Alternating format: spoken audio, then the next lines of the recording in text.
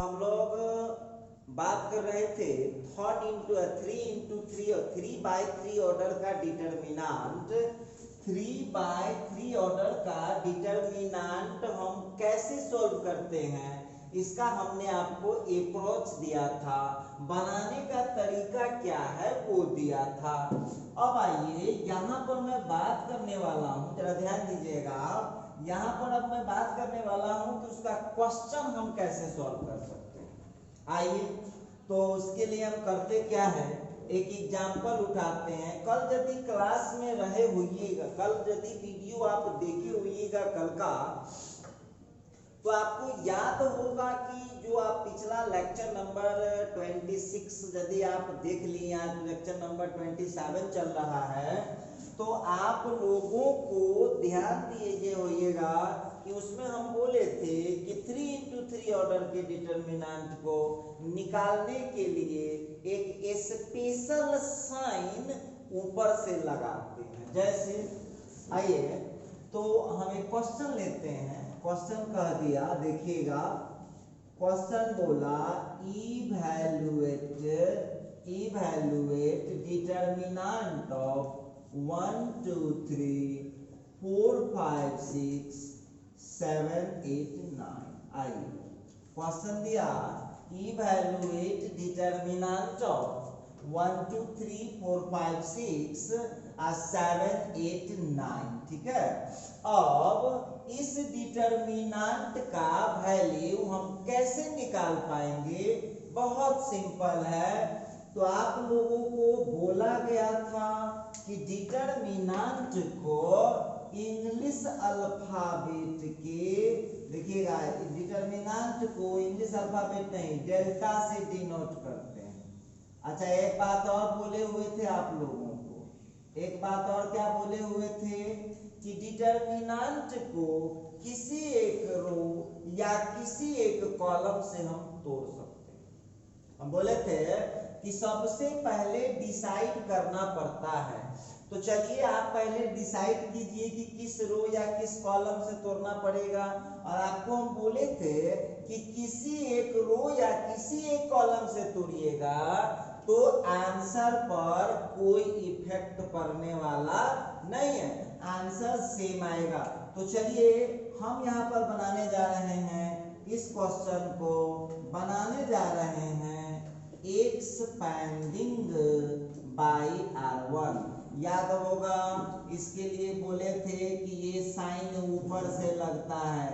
अब आप लोग उसको प्रैक्टिस किए हैं कि नहीं किए हैं वो तो आपके ऊपर डिपेंड करता है।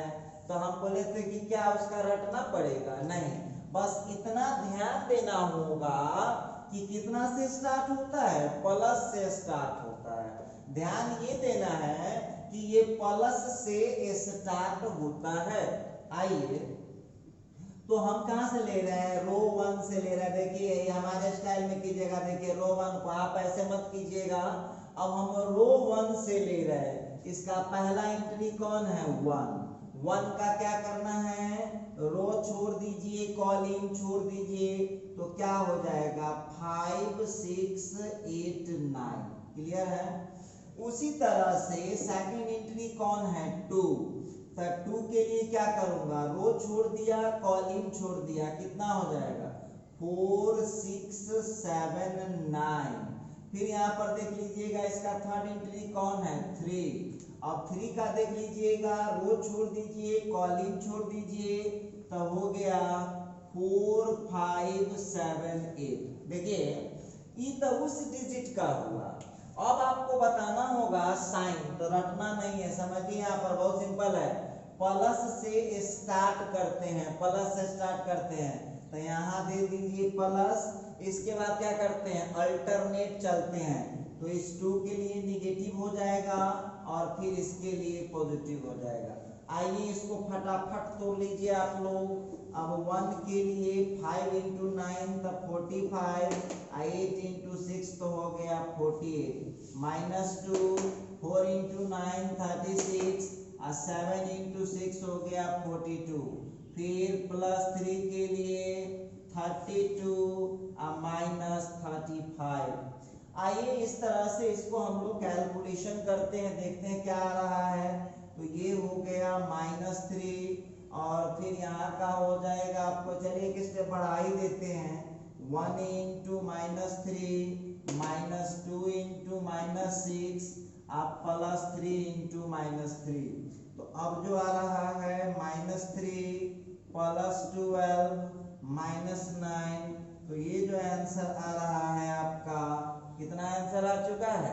आंसर आ गया है 0। आइए अब आपका विचार हो जाए, मान लीजिए कि कोई स्टूडेंट कहे कि सर हम R1 से नहीं तोड़ना चाहते हैं सर, हम तोड़ना चाहते हैं C2 से। आइए कोई दिक्कत नहीं है, C2 से तोड़ लीजिए। चलिए अब दिखाता हूं अगेन, देखिए फिर वही डेल्टा निकाल रहा हूं, डेल्टा इज इक्वल टू, फिर क्वेश्चन वही उतार ले रहा हूं, 1 2 3 1 2 3 4 5 6 7 8 9। आइए अब जो हम यहाँ करने वाले हैं, तो यहाँ करेंगे हम एक्सपेंडिंग बाई C2। अब देखिए हम अपने सुविधा से करेंगे, C2 कहाँ है खोज सकते हैं आप, तो ये रहा आपका C2, ये रहा C2। आप इस तरह से घेर चेक मत कीजिएगा। अब C2 का पहला एंट्री कौन है, सो बात बताइए। C2 का पहला एंट्री 2 है, तो C2 का पहला एंट्री 2 है।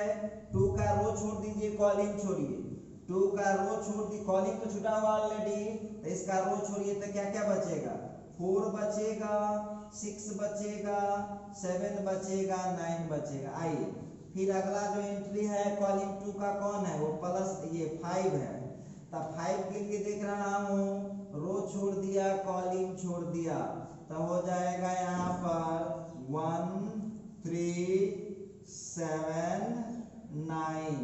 फिर चले आइए अगला एंट्री कौन है कॉलिंग 2 का, तो 8 है, तो 8 के लिए क्या करूंगा, रो छोड़ दिया, कॉलिंग छोड़ दिया, तो यहाँ हो जाएगा 1 3 4 6। आइए ये करने के बाद अब आप लोगों को तो बोले हैं कि भाई आपको साइन ऊपर से लेना होगा, तो साइन मिला लीजिए। यहाँ क्या होता है, प्लस होता है, तो अगला कौन हो जाएगा, माइनस, तो ये माइनस से स्टार्ट हो जाएगा, यहाँ माइनस लीजिएगा तो यहाँ प्लस ले लीजिए, और फिर यहाँ प्लस लीजिएगा तो यहाँ माइनस ले लीजिए। अब देखिए यहाँ पर एक चीज ध्यान देना होगा आप लोगों को, डेल्टा इज इक्वल टू, अब जो हो गया -2 तो ठीक है, इसका हो गया 36 -42। चलिए फिर देख रहा हूँ +5 के लिए हो गया 9 -21, करिए ना, फिर हो जाएगा -8 के लिए फिर हो जाएगा 6 -12, और यहाँ पर डेल्टा का जो वैल्यू आ रहा है -2 × -6 +5 × -12, और फिर हो जाएगा -8 × -6। अब वो तो वक्त बताएगा, डेल्टा इज इक्वल टू, अब हो गया +12 -60 +48, अब हो गया डेल्टा इज इक्वल टू 60 -60, मतलब डेल्टा इज इक्वल टू 0।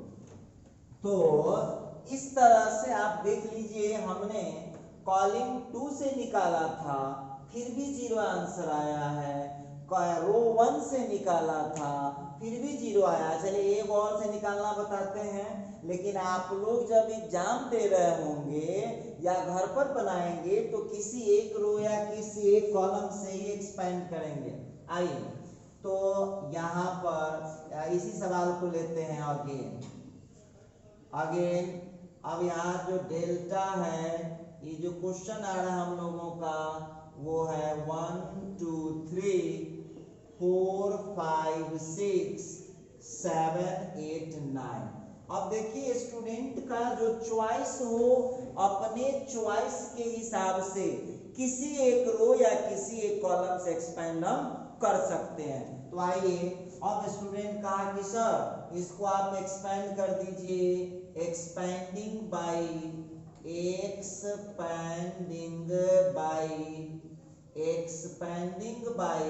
मैं यहाँ उस जगह मत लिखिए, इस जगह लिखिए, हटाइए।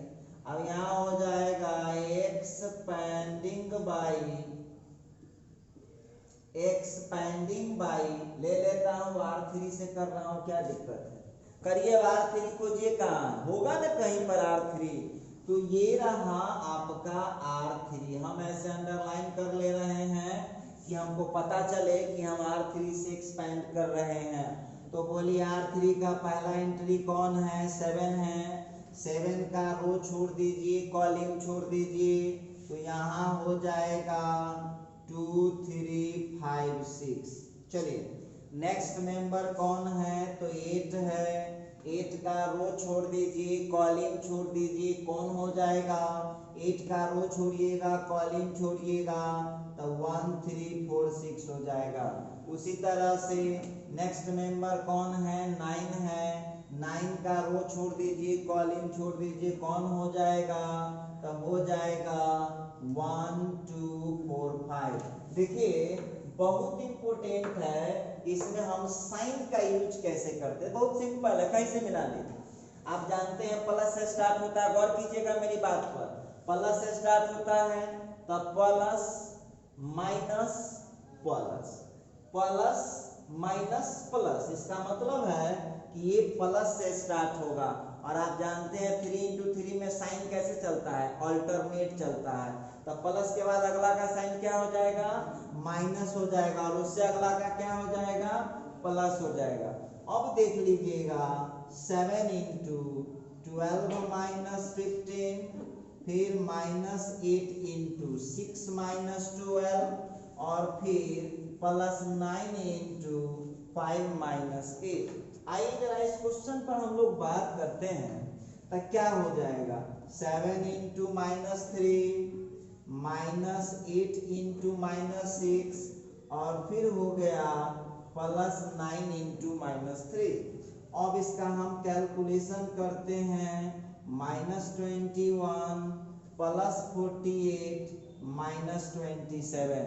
देखिए तो आंसर कितना आ रहा है आप लोगों को, 0 आ रहा है। तब क्या देख रहे हैं, हम किसी रो या किसी कॉलम से आंसर निकालते हैं डिटरमिनेंट का, डिटरमिनेंट का आंसर हम किसी रो या किसी कॉलम से निकालें तो उसके आंसर पर कोई असर पड़ने वाला नहीं है। तो आप एग्जाम में या घर पर जब बनाएंगे तो एक बात का ध्यान रखिएगा कि डिटरमिनेंट को हम किसी एक रो या किसी एक कॉलम से एक्सपेंड कर सकते हैं।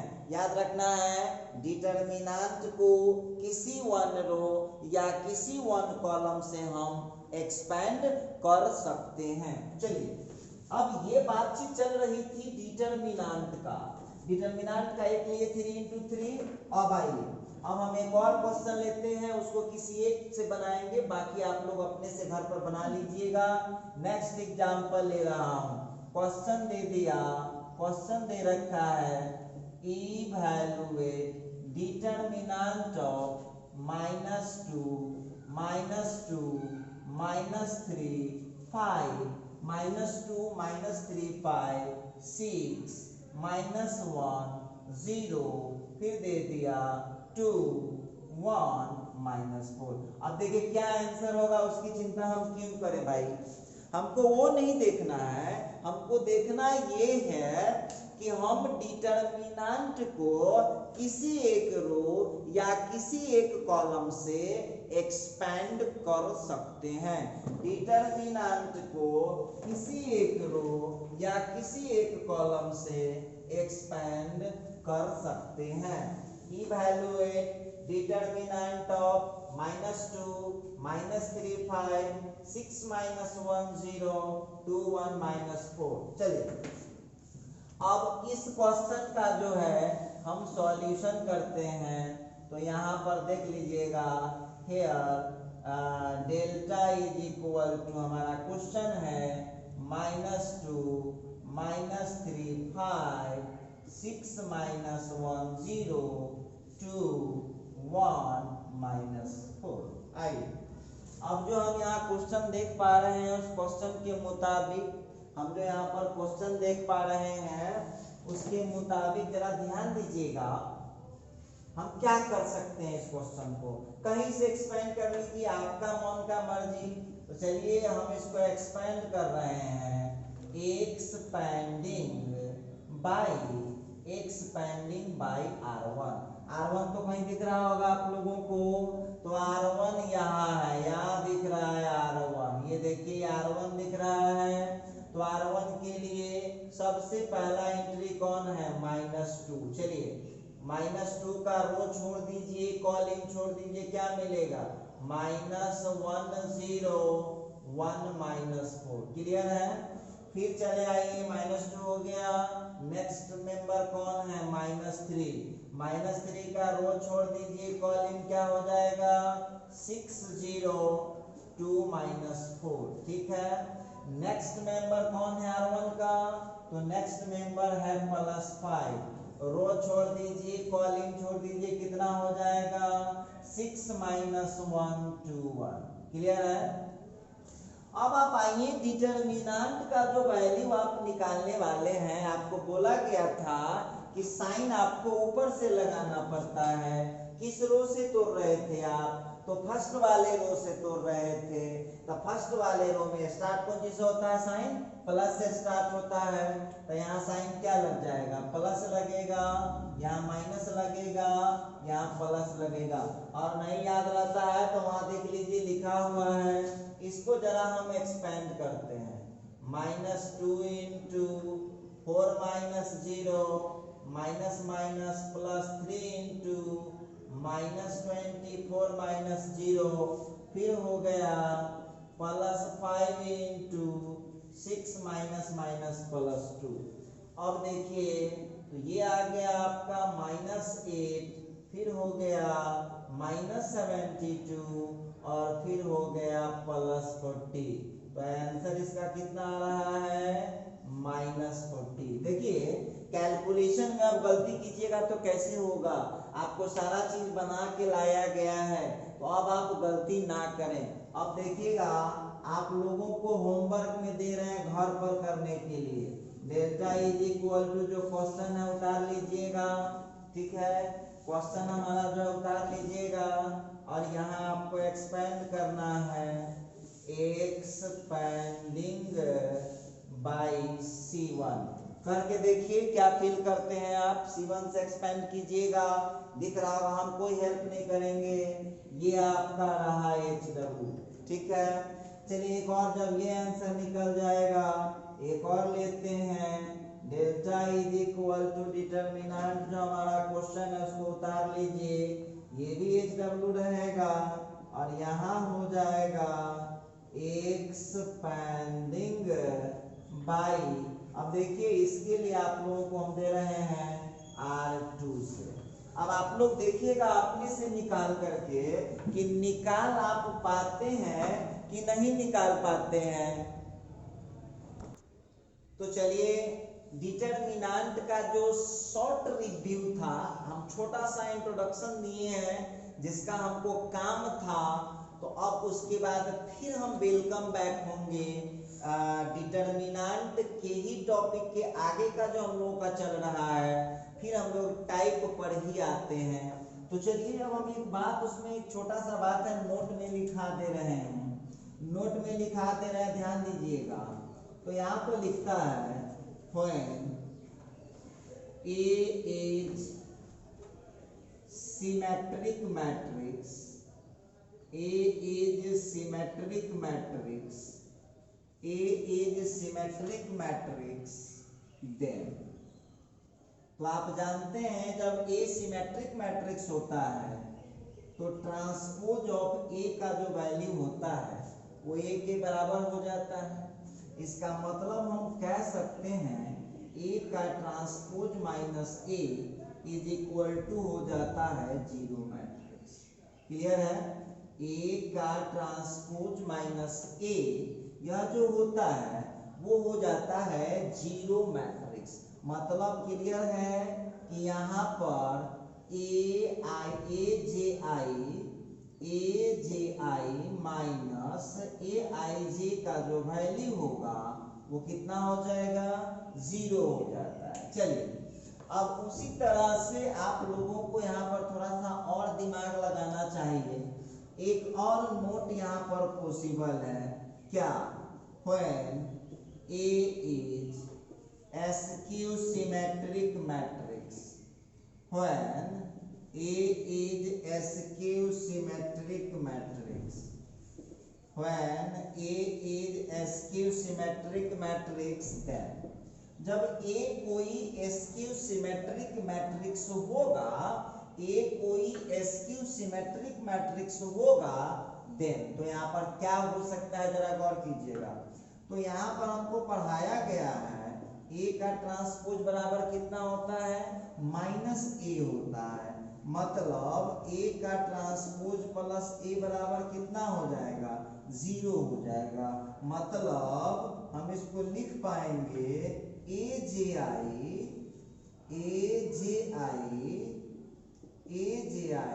Plus A I J is equal to zero. देखिए हम लोग फिर से लौट रहे हैं टाइप में ही। जब हम लोगों का वो डिटर्मिनेंट हम लोग पढ़ लिए हैं, तो अब हम लोग फिर लौटेंगे, उसी तरफ लौटते हैं हम लोग। चलिए ये तो बात कर रहे थे, फिर अब हम लोग करेंगे क्या, अब हम लोग फिर स्टार ला करके टॉपिक को बदल लेते हैं।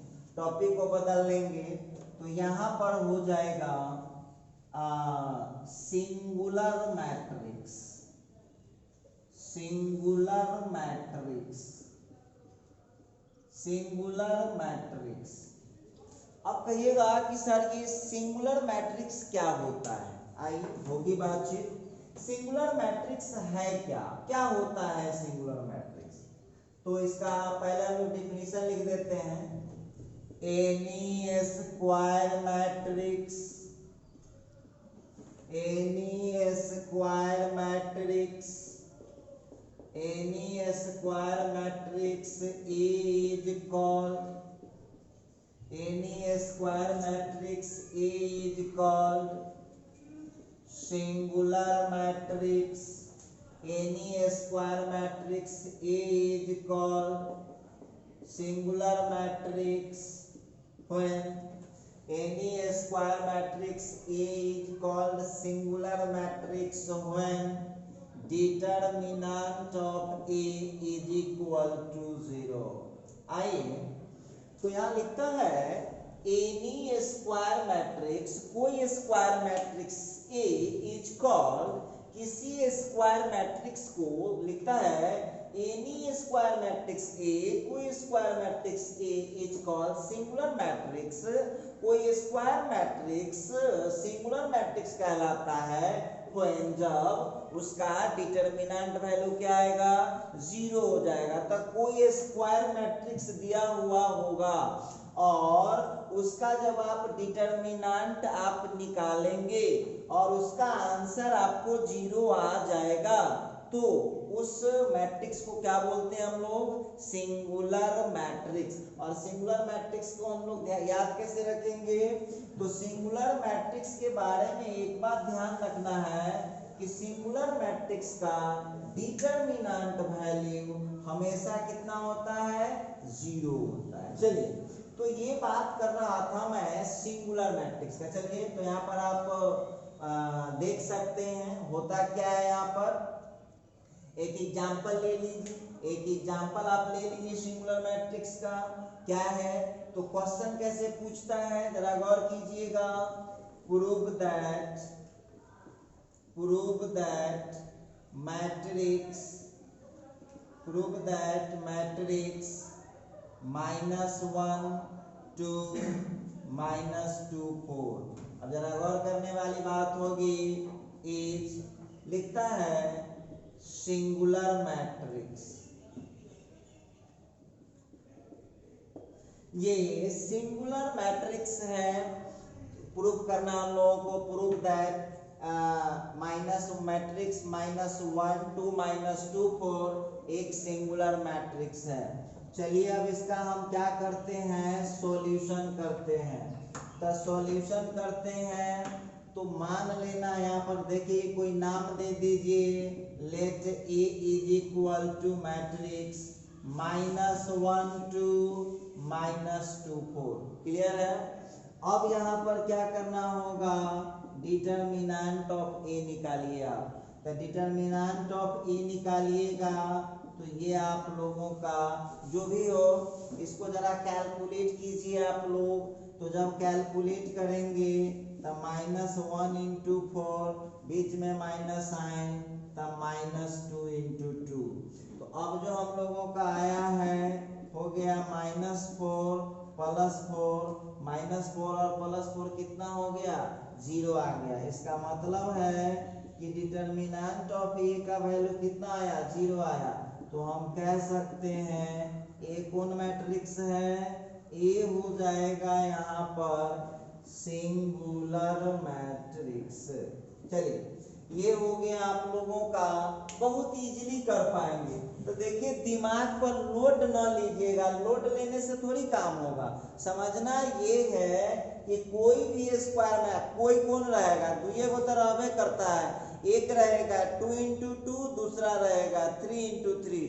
तो कोई स्क्वायर मैट्रिक्स सिंगुलर मैट्रिक्स तब कहलाता है जब उसका डिटर्मिनेंट वैल्यू 0 हो जाता है।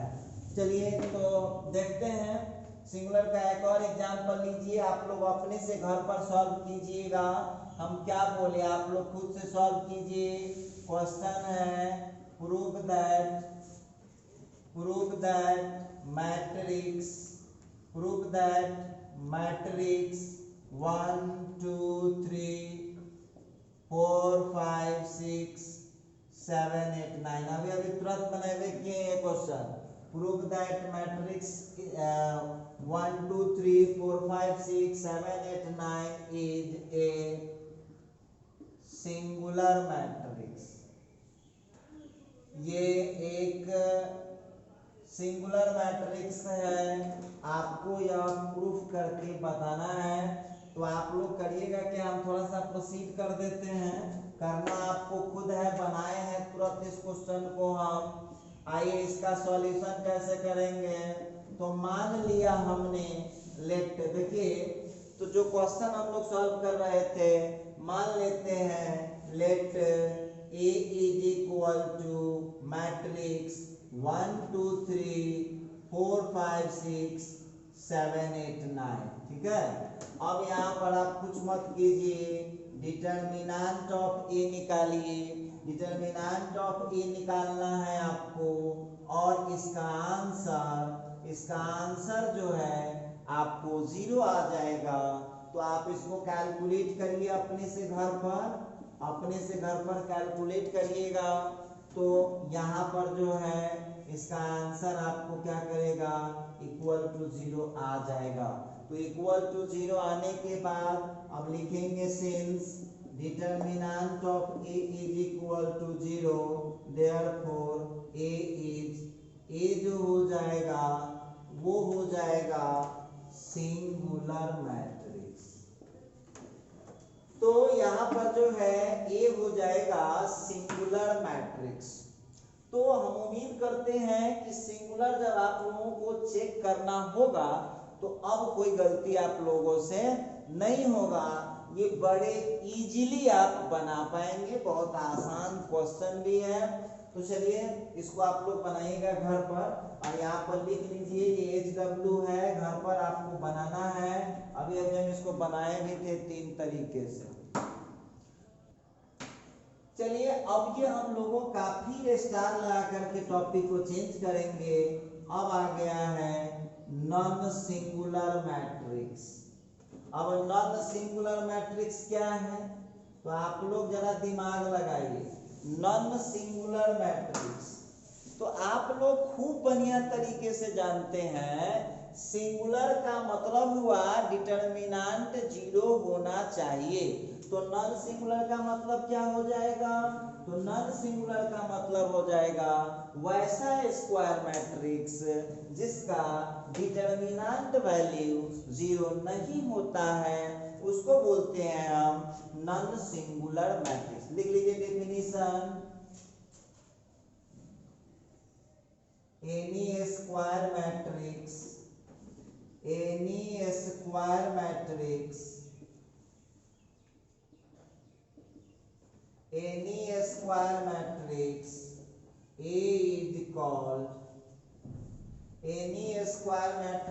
A is called non-singular.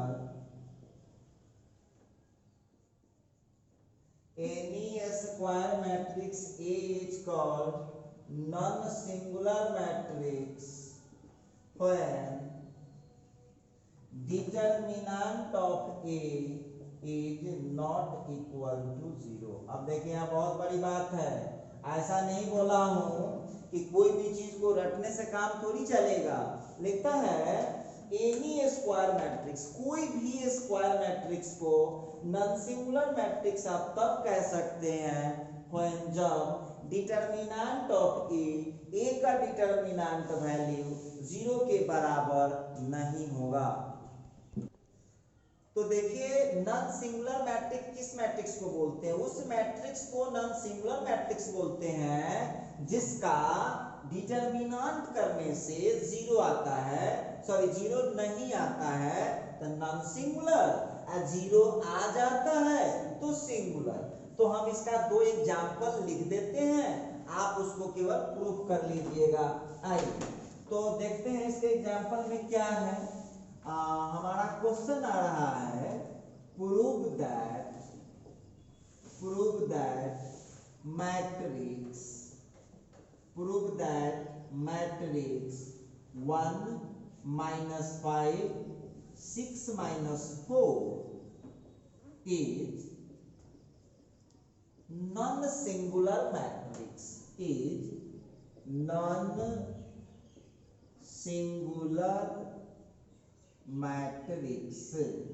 आई कहता है प्रूव दैट मैट्रिक्स इतना इज नॉन सिंगुलर मैट्रिक्स। ये जो मैट्रिक्स है वो नॉन सिंगुलर है। तो क्या अभी तक कॉन्सेप्ट आप लोगों को नहीं आया? बस इसका डिटरमिनेंट आप लोग निकालिए। देखिए यहाँ पर पहले मान ले रहा हूं let A is equal to जो हमारा क्वेश्चन है 1 - 5 6 - 4। नाउ अब क्या कीजिए, इसका डिटरमिनेंट निकालिए 1 - 5 6 - 4। ठीक है, अब इसका अपने से निकालिए भगवान जी के पास से, आंसर 0 नहीं आएगा आपको। अब यहाँ पर हम देख रहे हैं कि डिटरमिनेंट कुछ तो आएगा ना, ये जो वैल्यू आएगा कुछ आएगा, लास्ट में आपको लिखना पड़ेगा since determinant of A not equal to 0 therefore A is non singular matrix. तो इसको हम लोग नॉन सिंगुलर मैट्रिक्स दुइयों को तो पढ़ना ही है। एक पढ़ना है 3 × 3 और दूसरा पढ़ना है 2 × 2। तीसरा प्रैक्टिस भी आपको नहीं करना। चलिए नेक्स्ट क्वेश्चन पर बात करते हैं। नेक्स्ट एग्जांपल क्या है? लिखता है प्रूव दैट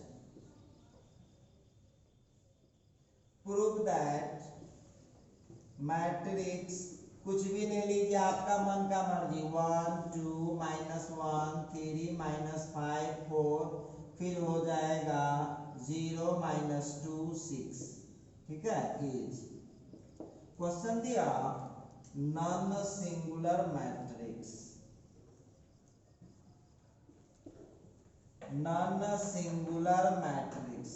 ये आपको प्रूफ करके बताना है। तो इस क्वेश्चन में भी हम लोगों को वही काम करना होगा, कहीं कुछ नया काम आपको करना की जरूरत नहीं है। क्या करेंगे हम लोग, सॉल्यूशन में क्वेश्चन लिख देंगे let A is equal to, question है 1 2 -1 3 -5 4 0 -2 6। ठीक है, अब इसका निकाले, सब आपको करना है। अब कीजिए घर पर, HW रहेगा, घर पर कीजिएगा अपने से। डिटर्मिनेंट 0 नहीं आएगा तो वो हो जाएगा नॉन सिंगुलर मैट्रिक्स। डिटर्मिनेंट 0 आ जाएगा, डिटर्मिनेंट 0 आ जाएगा तो उसको बोलेंगे कौन मैट्रिक्स? Singular matrix. चलिए, तो ये बातचीत चल रही थी हम लोगों का सिंगुलर मैट्रिक्स और नॉन सिंगुलर मैट्रिक्स पर हम लोग बातचीत कर रहे थे। आइए अब हम लोग यहाँ पर बात कर रहे हैं, आगे है invertible matrices.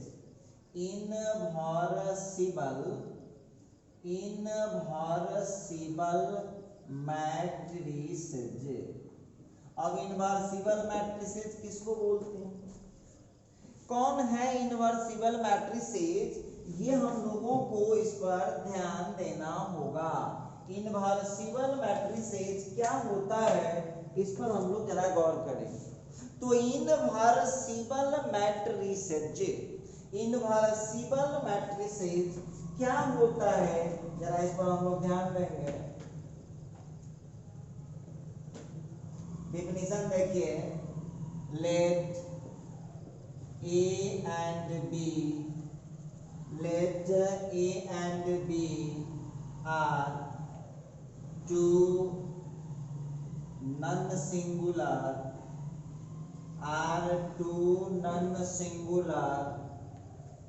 square matrices,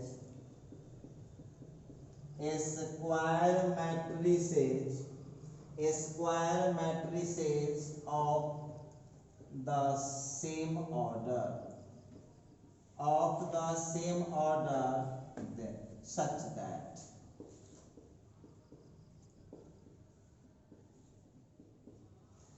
let A and B are two non-singular square matrices of the same order such that A into B is equal to B into A is equal to I.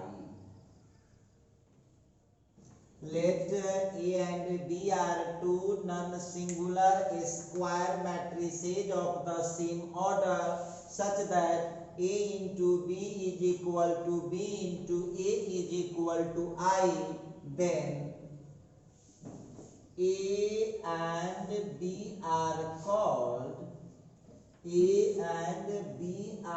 called inversible matrices,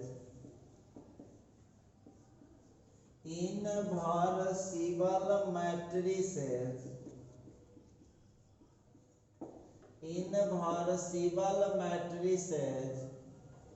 of the inversible matrices to each other, inversible matrices to each other, inversible matrices to each other. That means A is inverse of B, मतलब A जो है वो B का inverse होता है, and B is inverse of A,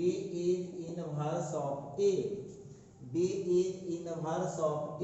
इसका मतलब है कि B जो है हो जाएगा A का इनवर्स। तो जरा यहाँ गौर करने वाली बात होगी, जो हम लोगों का लिख रखा है, लिखता है A and B are two non-singular square matrices of the same order। A और B non singular square matrix है सेम ऑर्डर का, सच दैट इस प्रकार की जब A को B से गुना करें या B को A से गुना करें, रिजल्ट क्या मिलना चाहिए? Identity matrix. देखिए ध्यान दीजिएगा, A को जब हम B से मल्टीप्लाई करें, B को जब हम A से मल्टीप्लाई करें और उसका जो प्रोडक्ट होगा, मल्टीप्लिकेशन होगा, वह एक आइडेंटिटी मैट्रिक्स होगा। वहां लिखा हुआ है A and B are two non-singular square matrices। तो जब नॉन सिंगुलर स्क्वायर मैट्रिक्स लिखा हुआ है, इसका मतलब है कि A का डिटरमिनेंट वैल्यू भी 0 नहीं होगा और B का जो डिटरमिनेंट वैल्यू है वो भी 0 नहीं होगा।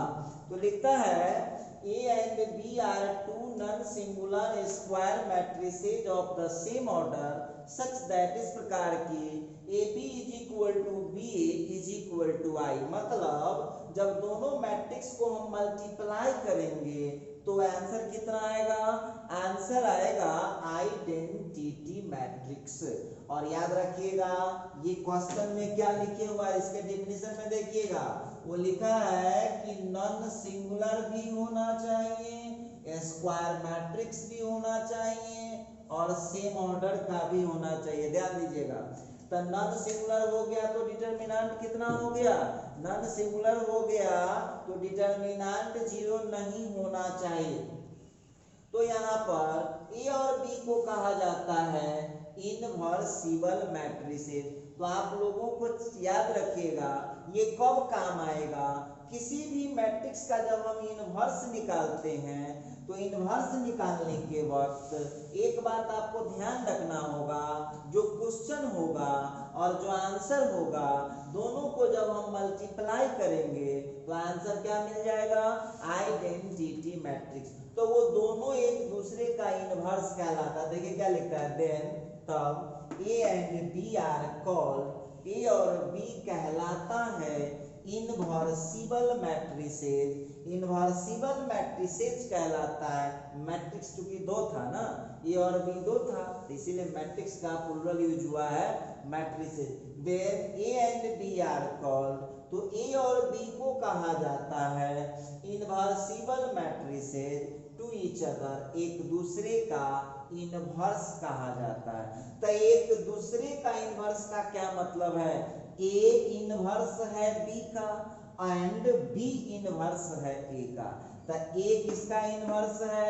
बी का। देखिए बी के पावर -1 ना पढ़िएगा ना तो समझ लेगा कि कितना टैलेंटेड स्टूडेंट आप हैं। इसको पढ़ेंगे ए इनवर्स बी का मतलब हुआ कि ए का वैल्यू बी इनवर्स के बराबर होगा और बी इनवर्स ए का मतलब हुआ कि बी का वैल्यू ए इनवर्स के बराबर हुआ।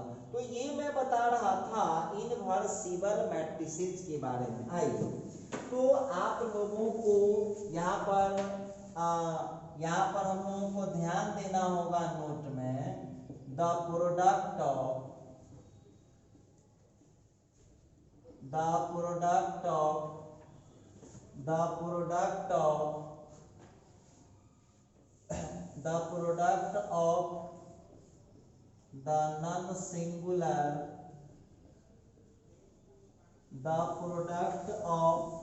the non-singular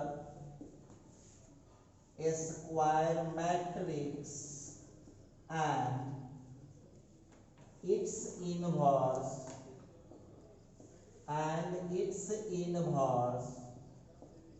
is the product of the non-singular square matrix and its inverse is always unit or identity matrix।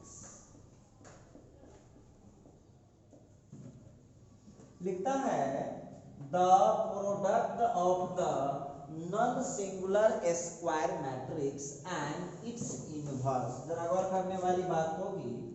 तो यहाँ पर जो हम बात कर रहे हैं, लिखता है तो आपको ये ऑब्जेक्टिव के लिए दिखा दिए हैं कि नॉन सिंगुलर स्क्वायर मैट्रिक्स और उसके इनवर्स का जो मल्टीप्लिकेशन होता है वो हमेशा क्या होता है? वो हमेशा एक आइडेंटिटी मैट्रिक्स। क्या लिखा है?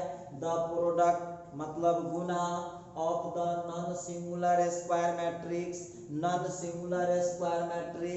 एंड इट्स इनवर्स, और उसके इनवर्स का इज होता है ऑलवेज हमेशा यूनिट मैट्रिक्स होता है। लिखता है द प्रोडक्ट ऑफ, तो आप लोगों को ध्यान क्या रखना है, समझिए कहाँ काम आएगा।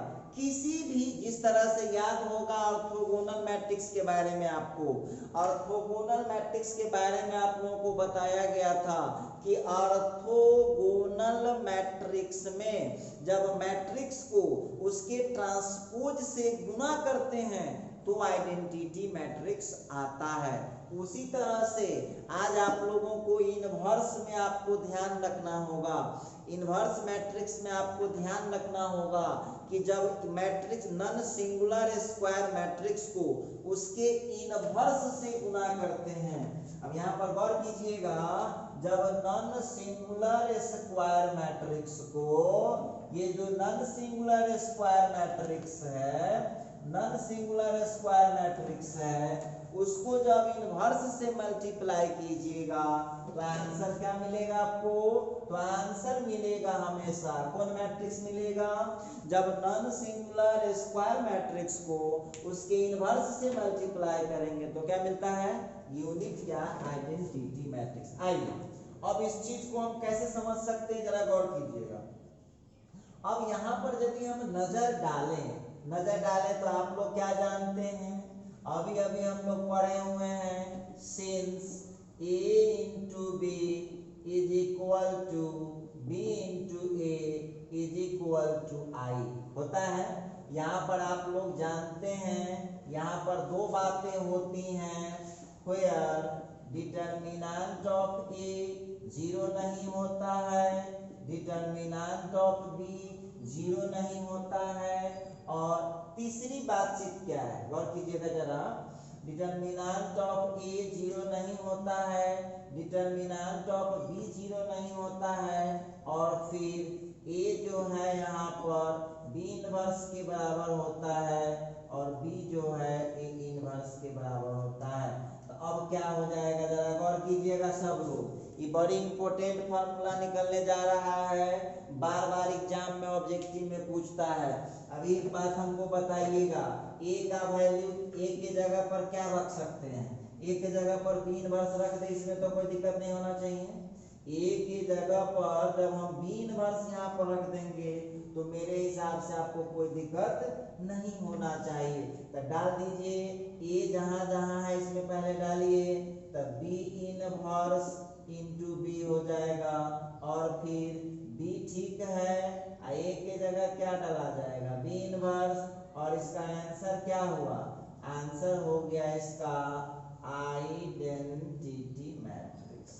तो आप लोगों को ध्यान रखना होगा कि मैट्रिक्स और उसके इनवर्स का जो गुना है वो हमेशा कौन मैट्रिक्स होता है, हमेशा होता है आइडेंटिटी मैट्रिक्स। आ गया ना, देखिए b इनवर्स इंटू b, और कहाँ डाले यहाँ पे भी समझ लीजिए, फिर कंफ्यूज मत होइएगा। a के जगह पर हम क्या डाल दिए हैं, b इनवर्स, तो यहाँ भी a के जगह b इनवर्स डाल दिए, यहाँ भी याद भी करना है, रटना नहीं है, समझना है कि जब नॉन सिंगुलर स्क्वायर मैट्रिक्स को उसके इनवर्स से मल्टीप्लाई करते हैं तो आंसर क्या आता है, आइडेंटिटी मैट्रिक्स आता है। अच्छा फिर देखिए अगेन, फिर उसी में आप क्या कीजिए, अब जहां जहां b है उसके जगह पर a इनवर्स डाल दीजिए, जहां जहां b दिख रहा है उसके जगह पर आप डाल दीजिए a इनवर्स। तो देखिए कहाँ कहाँ b है उसके जगह a इनवर्स फिट कीजिए, तो a ठीक है, अब b के जगह पर हमने डाल दिया है a इनवर्स। थोड़ा सा और आगे बढ़िएगा, इस b के जगह पर डाल दीजिए a इनवर्स इंटू a, और फिर यहाँ का कितना हो गया i। तो दोनों जगह बात वही है, ऐसा नहीं कि ये दो बातें हैं, दोनों एक ही चीज आया है, नॉन सिंगुलर स्क्वायर मैट्रिक्स और उसके इनवर्स का जो मल्टीप्लिकेशन होता है, नॉन सिंगुलर स्क्वायर मैट्रिक्स और उसके इनवर्स का जो मल्टीप्लिकेशन होता है वह एक क्या होता है, आइडेंटिटी मैट्रिक्स होता है। अच्छा एक मिनट यहाँ पर ध्यान दीजिएगा सब लोग। अब थोड़ा सा हम लोग टॉपिक को आगे प्रोसीड करते हैं। इसमें हम लोगों को क्या पढ़ना है, नया टॉपिक में हम लोग आएंगे, नया टॉपिक में एंट्री मार रहे हैं हम लोग। अब हम लोगों को पढ़ना है minor and cofactor. Minor and cofactor of the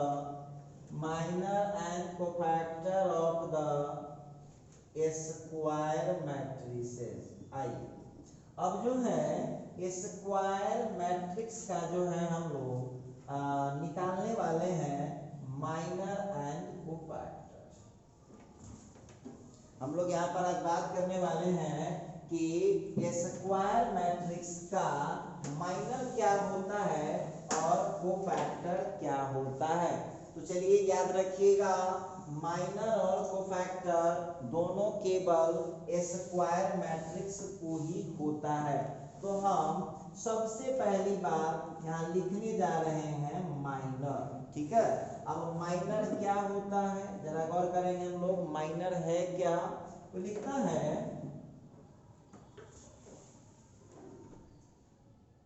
when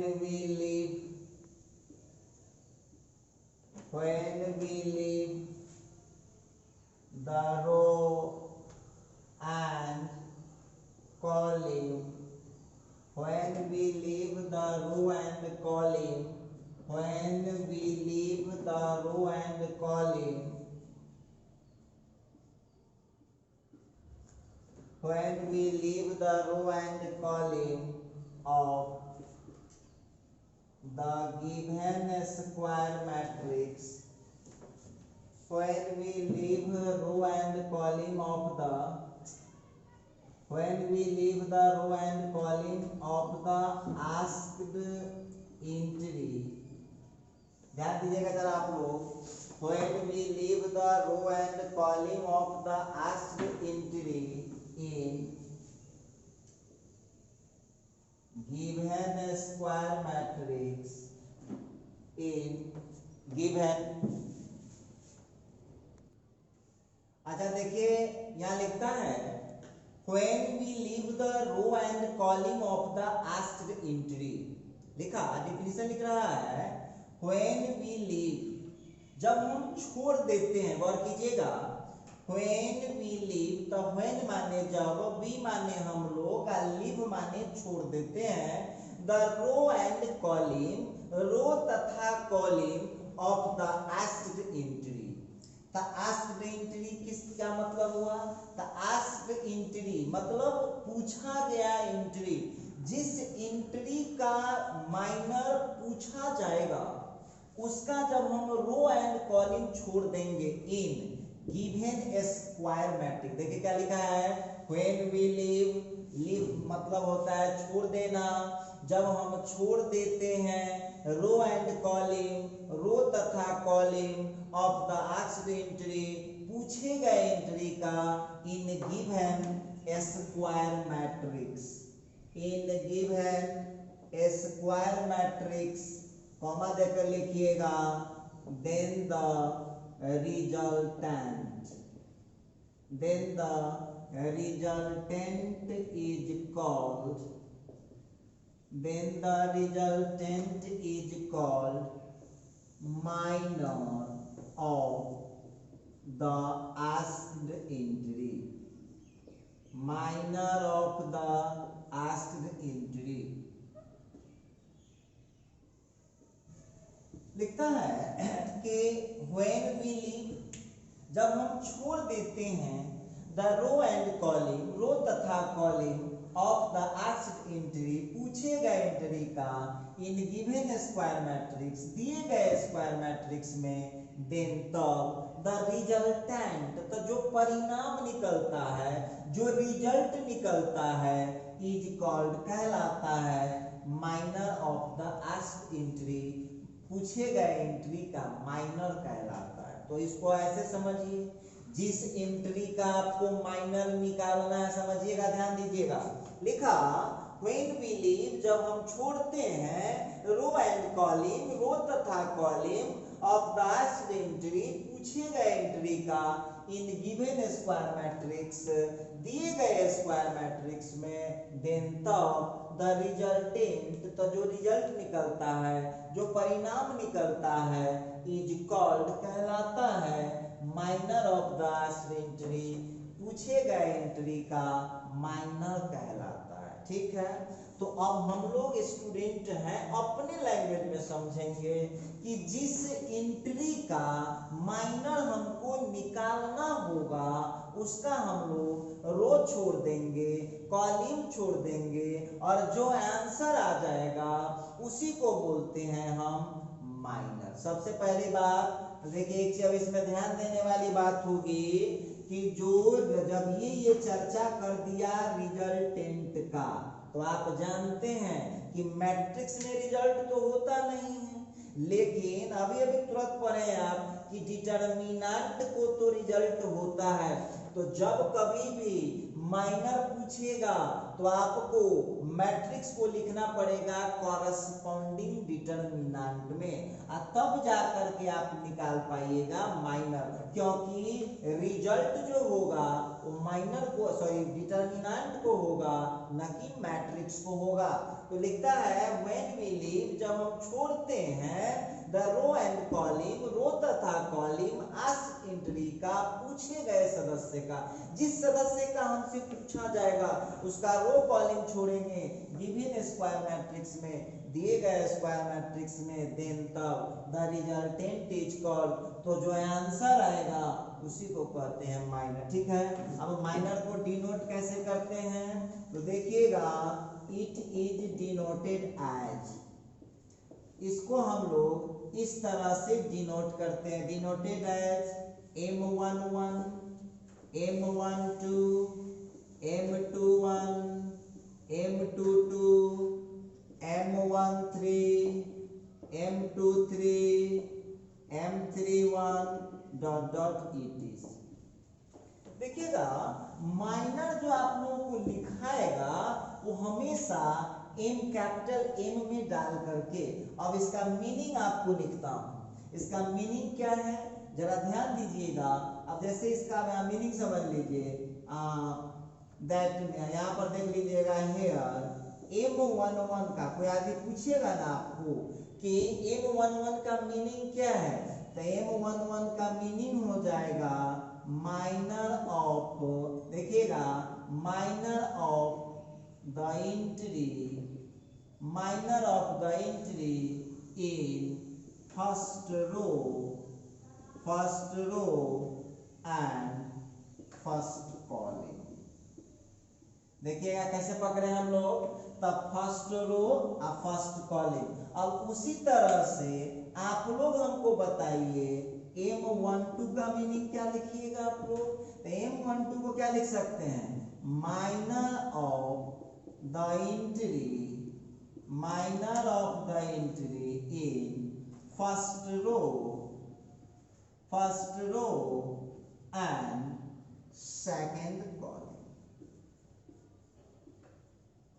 देखिएगा यहाँ पर एक चीज बात आप लोगों को ध्यान देने लायक है।